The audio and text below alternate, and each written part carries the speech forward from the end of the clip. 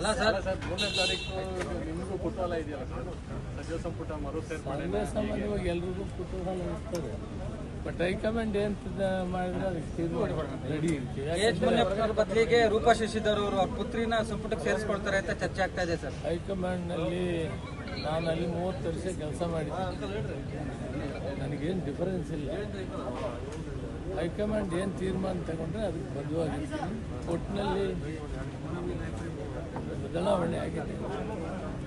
ಸನ್ಮಾನ್ಯ ಸಿದ್ದರಾಮಯ್ಯನವ್ರಿಗೆ ವಿಶೇಷವಾಗಿ ಧನ್ಯವಾದಗಳು.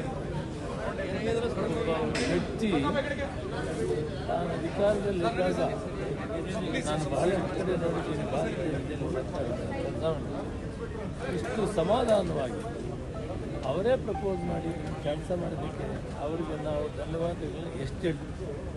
ಆದ್ದರಿಂದ ಪಾರ್ಟಿ ಸುಗಮವಾಗಿ ನಡ್ಕೊಂಡು ಹೋಗ್ತದೆ. ಅವರಿಬ್ಬರ ನೇತೃತ್ವದಲ್ಲಿ ಮತ್ತೆ 2028ಕ್ಕೆ ಕಾಂಗ್ರೆಸ್ ಪಕ್ಷ